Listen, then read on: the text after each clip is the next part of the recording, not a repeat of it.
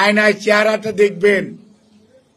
তারেক রহমান শুধু একটি মানুষ নয়, তারেক রহমান এই দেশের বৃহত্তম জনগোষ্ঠীর প্রতীক। তারেক রহমান আজকে অনেকেই কথা বলেন যে 13 তারিখে এটা মিটিং হয়েছে এবং সেই সভায় প্রধান উপদেষ্টা মহোদয় ভারপ্রাপ্ত চেয়ারম্যান সাহেব কথা বলেছেন।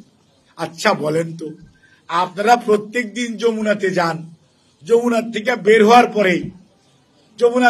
হওয়ার পরে আপনারা আপনাদের মতো বলেন আর প্রেস সচিবের মতো প্রেস ব্রিফিং করে। এটার মধ্যে কোনো দোষ নাই। দোষ কোথায়? তারেক রহমান সাহেবের সাথে ডক্টর মোহাম্মদ ইউনূস সাহেবের মিটিং এর পরে প্রেস ব্রিফিংটা কেন হলো? বাবা, আপনারা করেন প্রতিদিন, ওইটার দোষ নাই। আর একটা বাংলা ভাষা বলতে চাই না, এটা বললে আবার অনেক আয়নায় চেহারাটা দেখবেন। তারেক রহমান শুধু একটি মানুষ নয়, তারেক রহমান এই দেশের বৃহত্তম জনগোষ্ঠীর প্রতীক। তারেক রহমান এবং তারেক রহমান স্বাধীনতার ঘোষক শহীদ রাষ্ট্রপতি জিয়াউর রহমানের জ্যেষ্ঠ সন্তান, 3 বারের প্রধানমন্ত্রী দেশনেত্রী বেগম খালেদা জিয়ার জ্যেষ্ঠ সন্তান। তারেক রহমান খুঁজলেই পাওয়া যাবে না। কাজেই তারেক রহমান নিজের যোগ্যতা বলে আজকে দেশের শুধু বাংলাদেশি জাতীয়তাবাদে যারা বিশ্বাস করে তাদেরকে নয়, বিএনপিকে নয়, গণতন্ত্রকামী মানুষকে ঐক্যবদ্ধ করে আজকে উনি নেতৃত্বে প্রতিষ্ঠিত।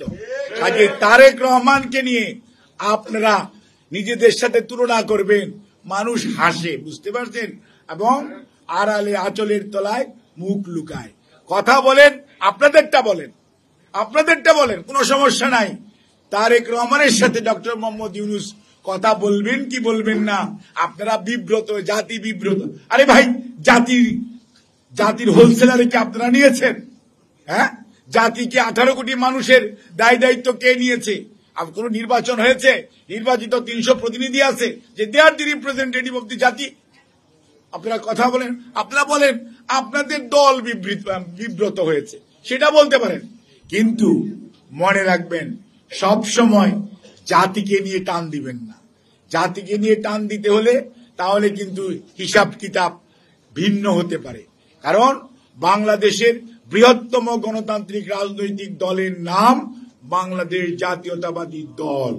এই দলের চেয়ারম্যানের সাথে প্রধান উপদেষ্টা মহোদয়ের সভা হয়েছে।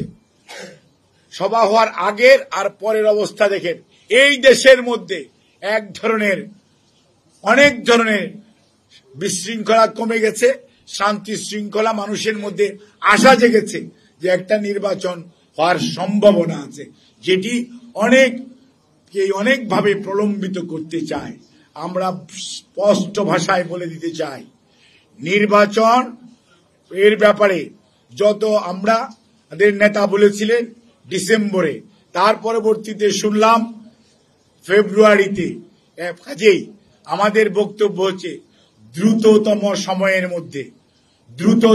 সময়ের মধ্যে জনগণের অধিকার জনগণকে ফেরত দেওয়ার মধ্যেই আগামীর বাংলাদেশ গড়ার শক্তি নিহিত আছে। কোন অবস্থাতেই এটিকে যদি প্রলম্বিত করার চেষ্টা করা হয় আর বিএনপিকে নিয়ে বারে বারে কথা বলার চেষ্টা করা হয়, আজকে অনেকে অনেক কথা বলেন, ভাই আমরা পিছনের দিকে তাকাতে চাই না। আমরা জিয়াউর রহমানের দল, আমরা খালেদা জিয়ার দল, আমাদের নেতা তারেক রহমান। আমরা ভবিষ্যৎ নিয়ে চিন্তা করতে চাই। আসেন কথা বলেন, আগামী দিনে আপনার ম্যান্ডেট কি? আমাদের ম্যান্ডেট 31 দফা। আপনার ম্যান্ডেট কি? ওগুলো নিয়ে আলোচনা করেন, জনগণের সামনে যান। জনগণ যাকে ভালো তাকে গ্রহণ করবে, যাকে ভালো মনে করবে না তাকে আস্ত করে নিক্ষিপ্ত করবে। জনগণের শক্তিতে বিশ্বাস কেন করেন না?